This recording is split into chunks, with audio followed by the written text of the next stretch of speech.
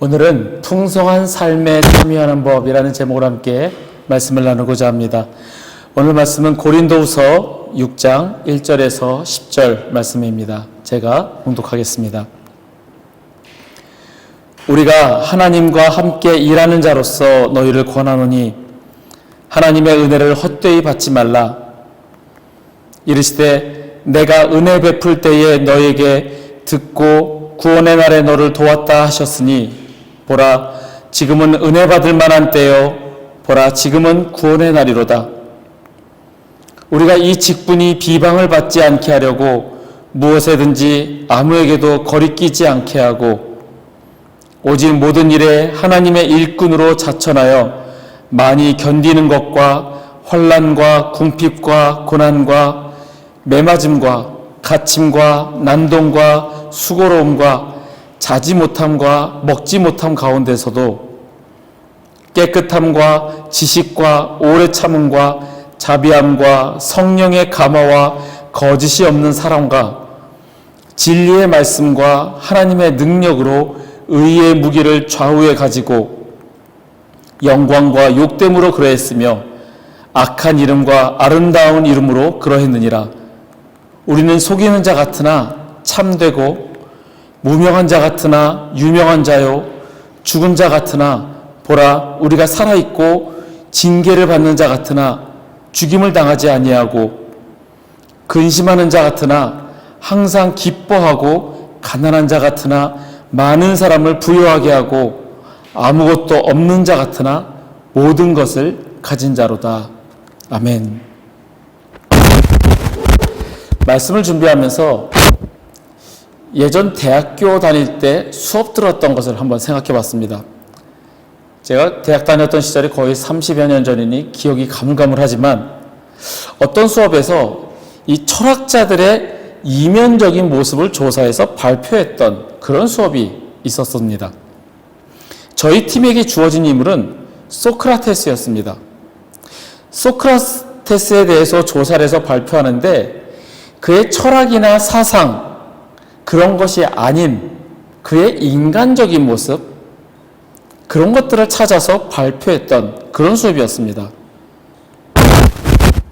우리가 많이 알다시피 소크라테스의 아내 크산티페가 세계 3대 악처라고 불리웁니다. 그런데 그렇게 될 수밖에 없었던 게 당연하다라는 게 저희의 결론이었습니다. 왜냐하면 이 소크라테스는 가장으로서 돈을 벌어와서 가정의 생계를 책임져야 하는데도 불구하고 돈은 벌어오지 못하고 매일같이 나가서 토론하고 사색한다면서 시간을 우리가 보기에는 낭비하는 것처럼 보이니 그 아내 크산티페가 생계는 물론 집안 살림 모든 걸 다 책임을 지니 남편이 곱게 보일 리 없었던 겁니다. 그래서 크산티페가 악처란 소문이 자자해지자 그 제자 중에 한 명이 스승님 결혼은 해야 합니까? 말아야 합니까? 라는 질문을 합니다. 그때 그 유명한 대답이 나오는 거예요. 해도 후회하고 안 해도 후회한다라는 게 소크라테스의 대답이었습니다. 겉으로 드러나는 그 업적은 대단할지언정 그의 가족사나 그의 인간적인 면모 성품 등을 보면 또 다르게 보이는 게 인생입니다. 오늘 우리가 읽은 고린도후서는 바울의 자서전이라고도 불리웁니다. 그래서 이 서신서에는 그리스도의 종된 바울의 인간적인 모습이 두드러지게 부각되어 있습니다. 바울이 자신이 경험한 것을 솔직하게 밝히고 자신의 심경이나 처한 상황을 가감없이 이야기하는 것을 보며 우리는 그의 성품을 엿볼 수 있습니다. 특히 고린도 교회에 보내는 이 서신에서 바울은 그리스도인의 환난을 강조합니다. 자신이 경험하지 않았으면서 고난을 즐겨라 솔직히 그렇게 이야기가 쉽지 않습니다. 저 역시 말씀을 준비하고 나누면서 믿음의 선배들이 지나왔던 그 고통과 고난의 길을 겪어보지 않은 사람으로서 이렇게 해야 합니다. 이것이 하나님의 말씀이다. 전하기가 솔직히 쉽지 않습니다. 젊은 시절에 순교에 대해서 생각하면서 순교할 수 있다, 자신 있어 하던 때가 있었습니다. 젊은 치기에 교만이었던 거죠.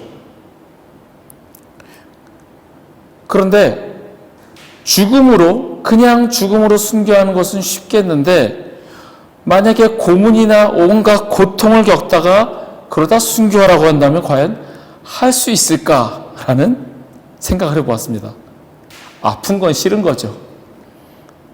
또 지금은 가정이 있다 보니 이 어린애를 두고 죽으면 어떻게 하나, 그런 염려가 되는 것도 사실입니다. 진정한 순교가 아닌 그냥 연약한 인간의 모습이며 순교할 수 있다라고 생각했던 것은 교만이었던 겁니다. 바울은 자신의 체험을 솔직하게 정직하게 밝히고 그 안에서 그가 깨닫는 하나님의 말씀을 고린도 교회의 서신으로 전합니다. 그리고 오늘 본문에 나온 자신의 이 삶을 풍성한 삶이라 이야기합니다. 말씀을 읽으면서 우리 역시 그리스도인으로서 어떻게 환난과 고난을 상대해야 하는지, 어떠한 삶이 풍성한 삶인지 깨닫고 그 말씀에 순종하기를 바랍니다. 바울은 오늘 본문에서 자신이 겪은 고난에 대하여 이야기합니다. 4절에서 5절 말씀입니다. 오직 모든 일에 하나님의 일꾼으로 자천하여 많이 견디는 것과 환난과 궁핍과 고난과 매맞음과 갇힘과 난동과 수고로움과 자지 못함과 먹지 못함 가운데서도, 그리고 또 11장에서는 구체적으로 고난당한 것을 이야기합니다. 40에 하나 가마매를 5번이나 맞았고 3번 태장으로 맞고 1번 돌로 맞고 배를 타고 가다가 3번이나 파손을 당하고 그러다 바다에 빠져서 하루를 꼬박 바다에서 있었던 그런 이야기들을 쭉 합니다. 그런데 그것이 자신의 비즈니스를 하거나 자신의 계획을, 자신의 야망을 실천하기 위해서 그렇게 겪었던 것이 아니라 하나님의 일꾼으로 자천했을 때, 사역자로 일을 하는데 그러한 고난을 겪었다라고 바울은 이야기합니다. 우리도 역시 그리스도인으로서 살아가면서 말도 안 되는 고난을 당하는 경우가 있습니다. 믿는 사람이라는 이유로 불이익을 당하기도 하고 조롱거리가 될 때도 있습니다. 그런데 바울은 이런 일에 있어서 인내하라, 이렇게 견디라고 말을 합니다. 억울한데도 하나님의 일꾼으로서 자천하여 하나님의 일을 하는데 그러한 어려움을 당하는 것을 인내하고 기다리라고 바울은 이야기합니다. 고린도후서 11장 33절의 말씀입니다. 내가 부득불 자랑할진대 나의 약한 것을 자랑하리라. 이 말씀을 메시지 성경에서 해석한 것을 보면 이렇습니다. 굳이 나 자신을 자랑해야 한다면 나는 내가 당한 굴욕을 자랑하겠습니다. 그 굴욕이 나를 예수처럼 되게 해주기 때문입니다. 예수님을 닮아가기 위해 겪는 고난과 굴욕이라면 그것을 자랑하겠다는 바울의 믿음입니다. 하나님께서 욥에게 주셨던 그 고난처럼 바울에게 역시 그토록 모질고 힘든 고난이 있었던 것은 그가 지금까지 배워서 알고 있었던 지식들을 버리기를 원하셨기 때문입니다. 알게 모르게 자신만만하게 하던 나의 교만들, 내가 가지고 있던 지식들, 내가 가진 배경, 재력, 이 모든 것이 주님 앞에서는 아무 소용이 없고 버려야 할 배설물이라는 것입니다. 바울은 그것을 깨닫고 오직 예수 그리스도 외에는 아무것도 유익이 없다라는 것을 전파합니다. 우리가 이해할 수 없는 것을 우리는 신비라고 합니다. 그런데 우리가 그것을 알게 되면 그것은 더 이상 신비가 아니라 우리에게 지식이 됩니다. 하나님을 아는 지식은 신비에 가려져 있던 것을 풀게 도와줍니다. 즉, 우리에게 고난과 환난이 있는 것은 하나님이 우리에게 주시는 위로와 축복이라는 의미입니다. 왜 나에게 그런 것이, 하나님의 뜻을 알 수 없는, 왜 나에게 이런 것이 그렇게 신비로웠던 것이, 하나님을 알게 되고 하나님이 하심을 알게 되었을 때 그것이 축복임을 깨닫는 하나님을 아는 지식이 된다는 겁니다. 그래서 우리는 고난을 통해서 하나님만을 전적으로 의지하게 되는 것을 배우게 됩니다. 그렇지 않고 아무리 교회를 다니는 사람이라도 그 고난 속에서 불평과 불만만 가득하다면, 하나님께 의지하지 않고 세상적인 것에만 기대하고 바란다면 하나님을 알아갈 수도 없고 하나님을 아는 지식에 이르지도 못하게 됩니다. 결국 하나님을 부인하고 세상에 기대고 세상적인 것만 쫓다가 실패하는 인생이 됩니다. 하나님께서는 우리가 오직 하나님만 바라고 하나님께만 의지하기를 원하십니다. 고통과 고난을 통해서 더욱더 하나님을 의지할 수 있고 하나님만 바라보는 마음이 될 때 그 시련은 축복으로 다가옵니다.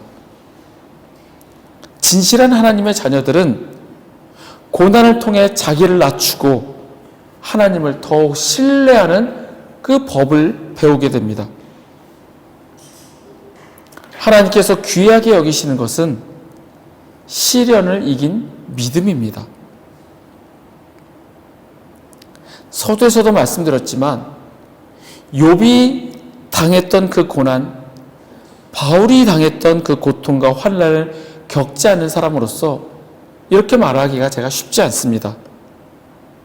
그래도 우리가 믿음의 선배들을 보며 하나님의 말씀을 우리 마음 가운데 새기고자 합니다. 오직 주님만 바라보고 주님만 의지하게 하옵소서.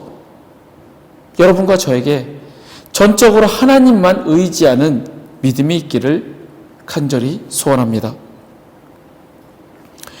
우리가 그리스도인으로서 겪는 고통과 고난이 있어도 견뎌야 할 이유는 하나님의 때가 있기 때문입니다. 2절의 말씀입니다.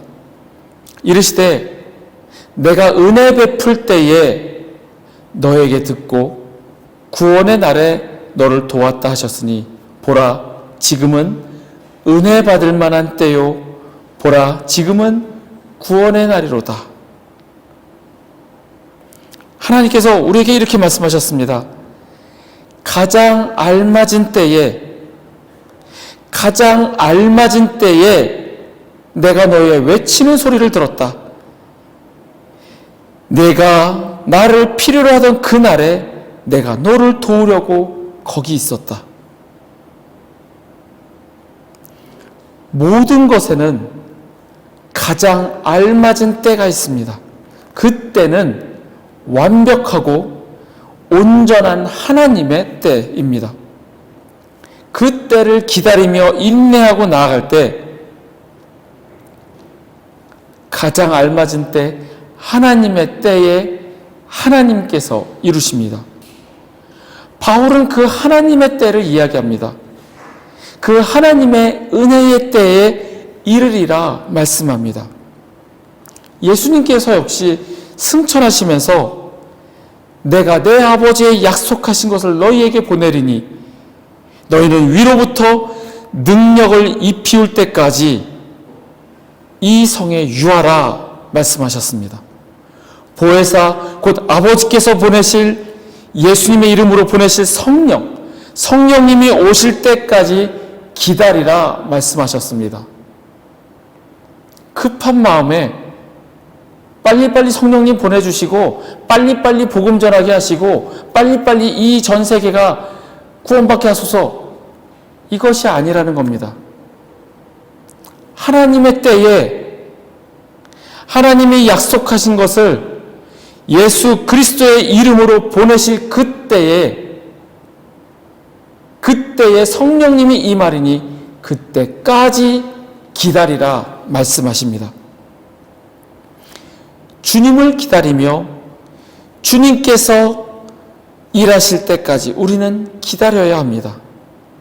그 기다림이란 가만히 기다리는 것이 아니라 그 시간에 하나님의 음성을 듣는 법을 배우는 시간입니다. 주님과 교제하며 주님의 음성을 듣고 주님을 찬양하며 주님과 더욱 깊이 사귐을 갖는 시간, 그 기다림의 시간을 통해 우리는 주님께 더 가까이 나아가게 됩니다. 이 기다림의 시간에서 우리는 주님의 역사를 보게 됩니다. 말씀을 준비하면서 저 역시 기다리고 있다는 것을 깨닫습니다. 무엇을 기다리는 건지, 구체적으로 무엇을 원하는 건지 아무것도 모르겠지만 그냥 기다립니다. 그 기다림의 시간 속에서 주님이 일하심을 경험합니다. 저와 제 가족에게 일어나는 일들을 보면 정말 신기하리만큼 그 신비로움 속에서 하나님이 일하심을 경험합니다. 저희의 생활이 유지되는 것, 아이가 학교 가는 것, 복음을 전하는 것, 우리가 의도하지 않고 계획하지 않았음에도 주님이 일하심을 체험합니다. 물론 조급한 마음에 지금 당장 이루어지지 않는 것 같아서 실망되고 힘들기도 하지만 주님의 그때가 있음을 믿고 그 때를 기다립니다. 그리고 주님께서는 이 시간을 인내하며 기다리라고 말씀하십니다. 하나님께서는 야고보 사도를 통하여 우리에게 인내하며 기다리라고 하십니다. 그리고 실상은 우리가 기다리는 것이 아니라 우리가 인내하는 것 같지만 하나님이 우리를 인내하십니다. 야고보서 1장 4절의 말씀입니다. 인내를 온전히 이루라. 이는 너희로 온전하고 구비하여 조금도 부족함이 없게 하려 함이라. 아멘. 우리에게 인내하여 완성품이 되라고 이야기하십니다. 너희로 온전하고 구비하여 조금도 부족함이 없는 완전한 제품이 되라 말씀하십니다. 우리가 온전히 하나님의 것이 될 때까지 끝까지 인내할 것을 요구하십니다. 우리가 주님을 온전히 신뢰하고 믿고 따르면 하나님을 나의 주님으로 모시고 순종하지만 신뢰를 잃으면 내 생각, 내 자신의 생각으로 하나님의 뜻을 대신하려고 합니다. 내 뜻이 이러하니 주님 이루십시오라고 주님께 명령하는 겁니다. 진정한 믿음은 내가 하고 싶은 것을 우기면서 이것이 하나님의 뜻입니다 라고 하나님께 강요하는 것이 아닙니다. 우리 삶에 행하시는 하나님의 뜻에 순종하는 것, 하나님의 말씀을 끝까지 경청하고 그 뜻에 순종하는 것이 진정한 믿음입니다. 스토미 오마샨이라는 목사님이 있습니다. 기도에 관한 책으로 유명한 분입니다. 그런데 이분은 정신질환을 가진 어머니와 자신을 방치한 아버지 사이에서 힘든 어린 시절을 보냈습니다. 가정에서 학대받고 청소년 시절에는 주변으로부터 거절당하고 상처와 슬픔과 두려움, 우울과 불안, 그리고 자살 충동에서 벗어나기 위해서 몸부림쳤던 그런 아주 힘든 시절을 보냈던 분이었습니다. 20대 시절에는 술과 마약에 빠져서 완전히 인생의 바닥까지 내려가기도 하였습니다.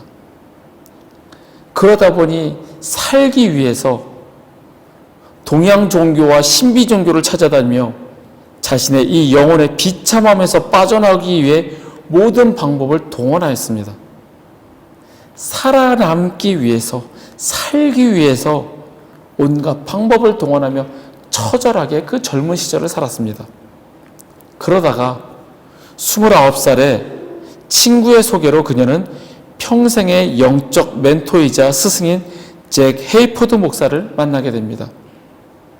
잭 헤이포드 목사의 인도로 예수님을 영접하면서 스토미 오마샨의 인생은 모든 것이 달라졌고 난생 처음 소망이라는 것을 느끼게 되었습니다. 이후 그녀는 강연으로 저술로 기도의 능력을 전파하는 사역자가 되었습니다.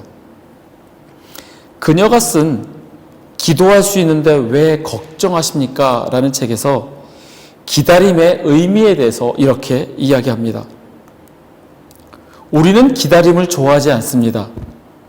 행동하기 원합니다. 그러나 하나님은 기다리는 것이 좋을 수도 있다고 말씀하십니다. 인내는 하나님의 성품 중 하나입니다. 인내를 배울 때 우리는 그분을 닮아갑니다.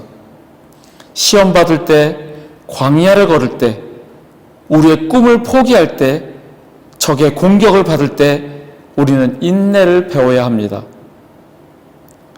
기다림의 때를 어떻게 이해하는 것이 좋습니까? 내 경험에 비추어 본다면 기다림의 때를 하나님을 섬기는 시기라고 보는 것이 가장 좋습니다. 이렇게 생각하도록 노력해 보십시오.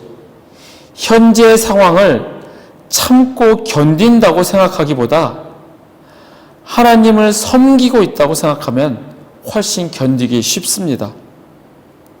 주님을 섬긴다고 생각하면 무언가 진행되고 있다고 느껴질 것입니다. 무언가 진행되고 있다고 느낀다면 당신은 하나님이 그 다음에 어떤 일을 행하실지 간절히 기다릴 것입니다. 우리에게 기다림의 시간이 주어지는 것은 우리로 하여금 완제품이 되게 하시려는 주님의 사랑이며 은혜입니다. 이 시간을 통해 우리는 주님을 더욱 알게 되고 하나님의 뜻을 분별하게 됩니다. 하나님을 섬기는 시기라고 생각하고 더 열심으로 하나님과 교제하며 나아갈 때 우리는 하나님께서 친히 일하심을 경험하고 하나님의 역사를 보게 됩니다. 기다림의 시간 역시 주님이 우리에게 주시는 축복의 시간입니다. 말씀을 정리합니다. 고난과 환난의 시간은 축복입니다. 왜냐하면 고통과 고난을 통해서 더욱더 하나님을 의지할 수 있고 하나님만 바라보는 그 마음이 되기 때문입니다. 진실한 하나님의 자녀들은 고난을 통해 자기를 낮추고 하나님을 더욱 신뢰하는 법을 배웁니다. 기다림의 시간 역시 축복입니다. 인내하며 기다릴 때 우리를 온전하게 하시는 하나님의 역사를 보게 됩니다. 그리고 내가 아닌 하나님이 친히 일하심을 경험하게 됩니다. 그 하나님의 역사하심을 볼 때 우리는 주님을 찬양할 것입니다. 고난과 환난 그리고 그 기다림의 시간을 통하여 풍성한 삶에 참여하시는 우리 모두가 되기를 간절히 소망합니다.